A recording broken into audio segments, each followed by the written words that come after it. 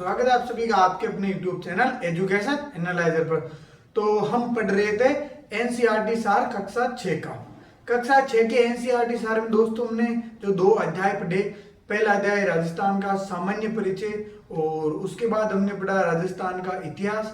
और जो आज हमारा कक्षा 6 का एनसीईआरटी आरबीएसई का जो आज हमारा तीसरा अध्याय है वो है राजस्थान का भौतिक स्वरूप।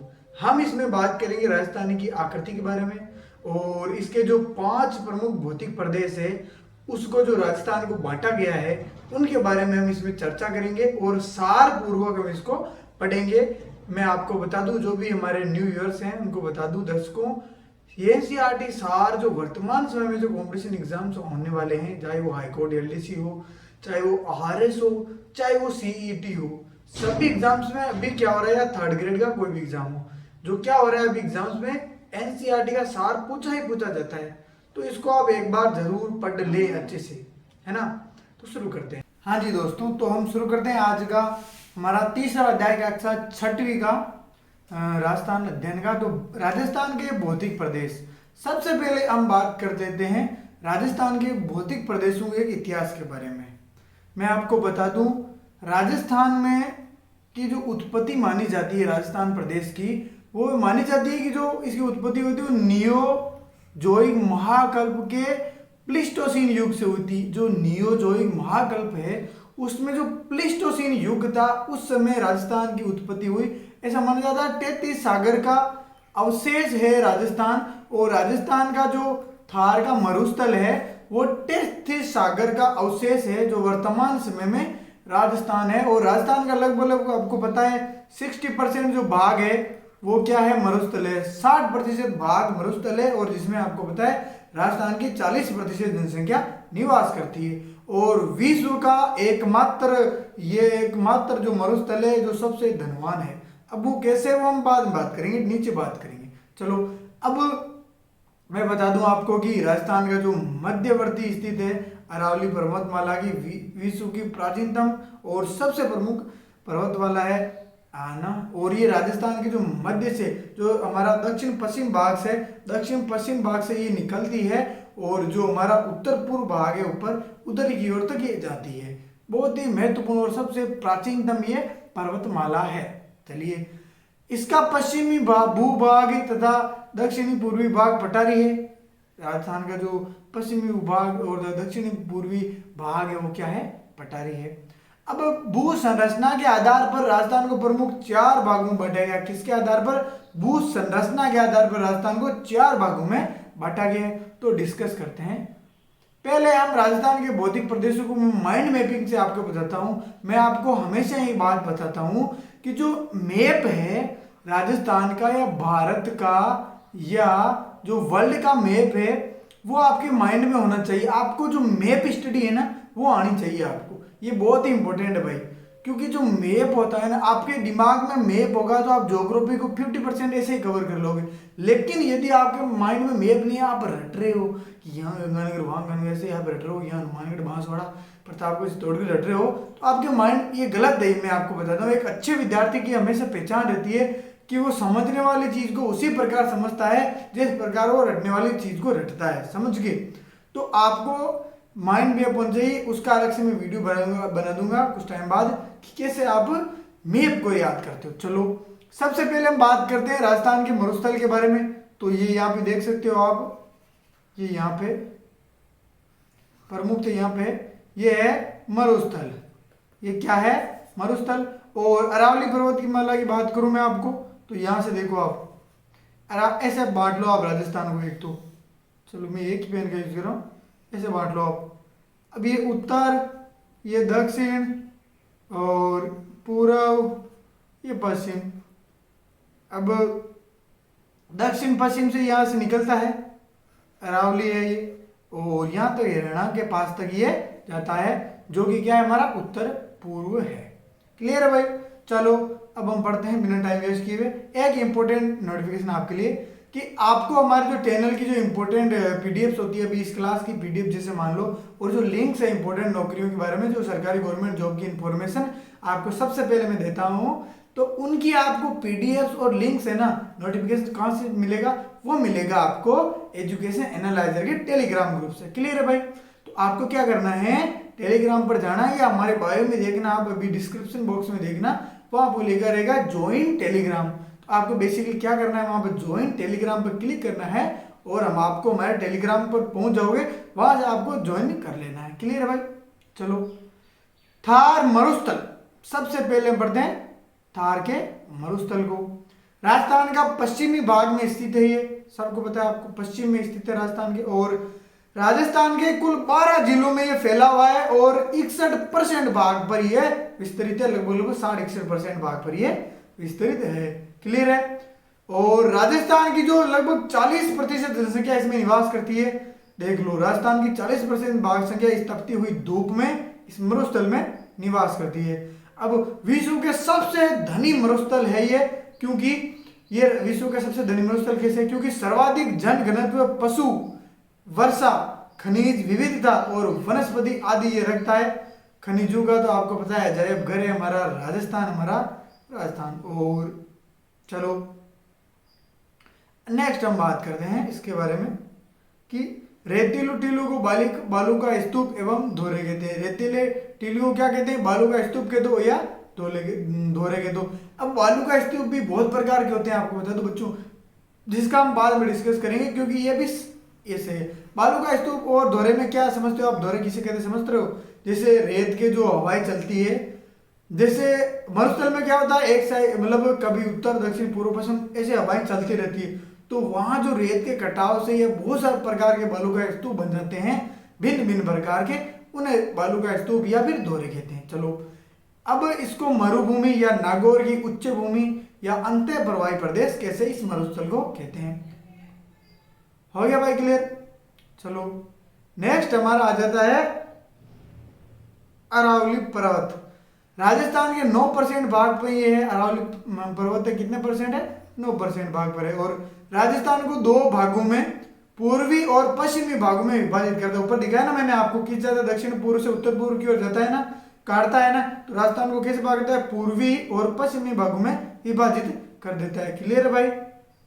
चलो, दक्षिण में गुजरात के खेड़ ब्रह्मा से, अब दक्षिण में जो यहाँ से नीचे गुजरात का जो खेड़ ब्रह्मा स्थित है, और उत्तर में दिल्ली की रायसीन तक, उत्तर में नीचे यहाँ पे मतलब क्या है, दक्षिण पश्चिम में आप देखोगे तो क्या कहां से रहेगा? गुजरात के खेड़ ब्रह्मा से, और उत्तर में दिल्ली की जो रायसीन पहाड़ी है 692 किलोमीटर तक फैली हुई है।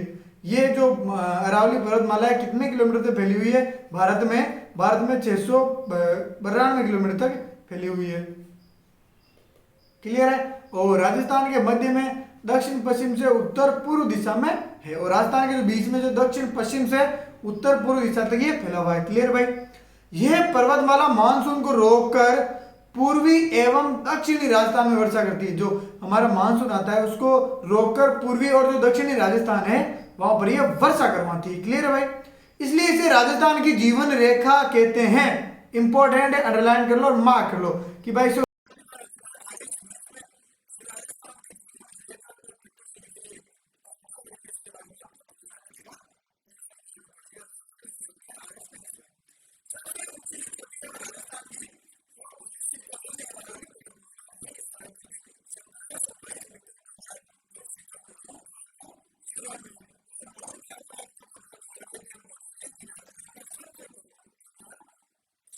पूर्व का मैदान है और राजस्थान के 23% भाग पर है। कितने प्रतिशत पर है?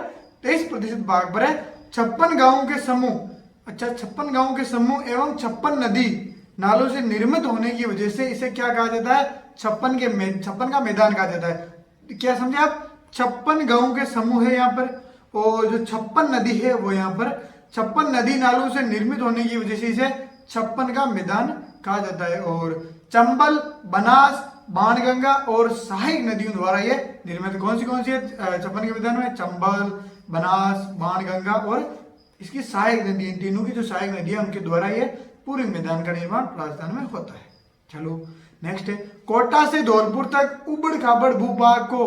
अब कोटा से धौलपुर तक जो उबड़ खाबड़ भूभाग है उसे क्या कहते हैं? बीहड़, डोग या फिर उत्खात भूमि कहा जाता है। क्या कहा जाता है? कोटा से धौलपुर का उबड़ खाबड़ क्षेत्र को बीहड़, जोग या डोग, उत्खात भूमि कहा जाता है। बीहड़ भूमि, उत्खात भूमि या जोड़ भूमि कहा जाता है। कहां से का क्षेत्र है? कोटा से धौलपुर का क्षेत्र। क्लियर है भाई?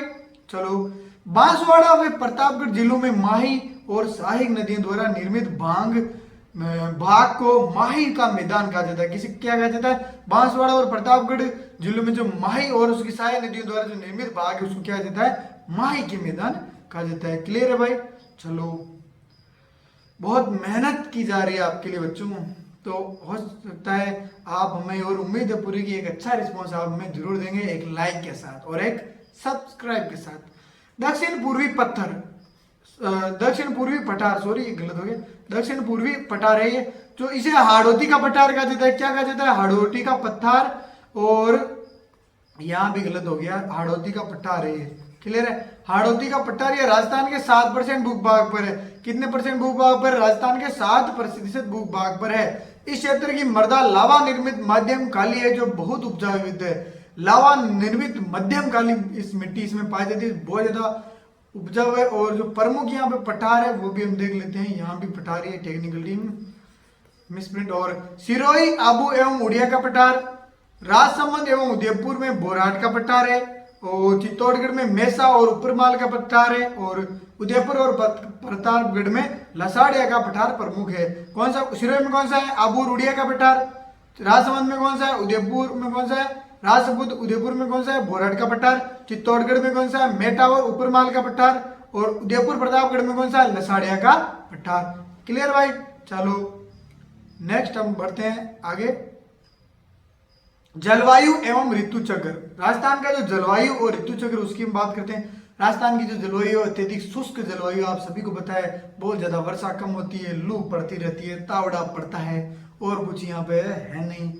यहाँ पे तावड़ा है, लेकिन सूरवीरों की भूमि है। इसी तपन में, तपस्या में सूरवीर पैदा होते हैं जो इतिहास लिखते हैं।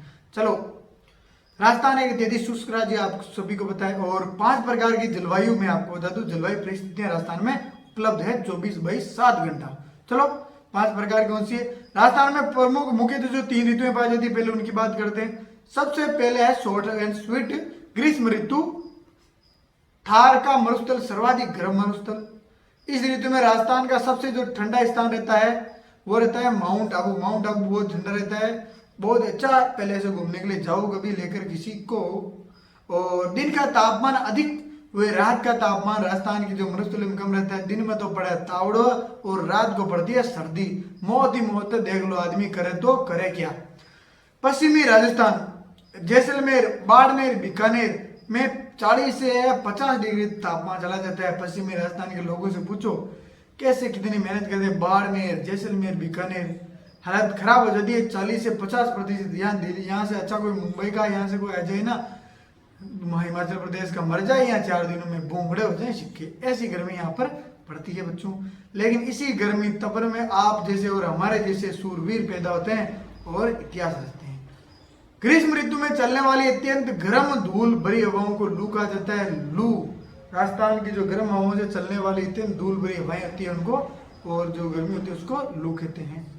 वर्षा ऋतु, राज्य की 90 से 95% इसी ऋतु में जो वर्षा होती है 90 से 95%। मावट वावट का यहाँ खेल नहीं है कि सर्दी आई और मावट पड़ती है भाई। मावट वावट बहुत कम पड़ती है, यहाँ तो पड़ती है। जो वर्षा ऋतु यही होती है जो भी इंद्र राजा की मर्जी होती है तब। जुलाई से सितंबर के बीच में ये रहता है माहौल अपने बारिश का, मानसून का। और बंगाल की जो खाड़ी है, बंगाल की खाड़ी से मानसून पूर्वी राजस्थान में तथा अरब सागर से मानसून दक्षिण राजस्थान में आता है। जो बंगाल की खाड़ी है ना, उसे तो मानसून पूर्वी राजस्थान में आएगा, और जो अरब सागर का मानसून है वो आएगा अपने दक्षिण राजस्थान में। क्लियर? राजस्थान में अत्यधिक वर्षा वाला और आदर्श जिला कौन सा है? झालावाड़ है। आदर्श जिला कौन सा है? झालावाड़। और राजस्थान का शुष्क जिला सबसे कम वर्षा वाला जैसलमेर। राजस्थान का सबसे शुष्क जिला कौन सा है? फलोदी। कहां पर है फलोदी? बताओ कमेंट करके। जोधपुर में। और माउंट आबू में सर्वाधिक वर्षा होती है। क्लियर है? शीत ऋतु भाई, सर्वाधिक ठंड माउंट आबू में, और यहाँ तो राजस्थान में तो रात को ठंडी रहती है। पश्चिमी राजस्थान में 0 डिग्री से भी कम तापमान हो जाता है। देख लो, 40 से 50 डिग्री से ज्यादा तो तापमान गर्मियों में चला जाता है, और यहाँ शीत ऋतु में सर्दियों में 0 डिग्री चला जाता है। हे भगवान क्या लीला है तेरी। चलो, इस ऋतु में होने वाली वर्षा को मावठ या पश्चिमी विक्षोभ कहते हैं। क्लियर। सो गाइस, आज का था दर्शकों आप सभी के लिए हमारी क्लास बहुत इंपॉर्टेंट है। एनसीईआरटी सार बहुत ही इंटरेस्ट के साथ पढ़ाऊंगा मैं, और भी इंटरेस्ट डेवलप होगा आपके लिए, लेकर रहा हूँ धीरे धीरे। लेकिन मुझे आपका सपोर्ट चाहिए, मुझे आपका मोटिव चाहिए, मुझे चाहिए आपका सपोर्ट। वो सपोर्ट आप मुझे कैसे दोगे वो देखो, ज्यादा से ज्यादा वीडियो को शेयर करके, ज्यादा से ज्यादा लाइक करके। सो जय हिंद गाइस, पढ़ते रहो। धन्यवाद।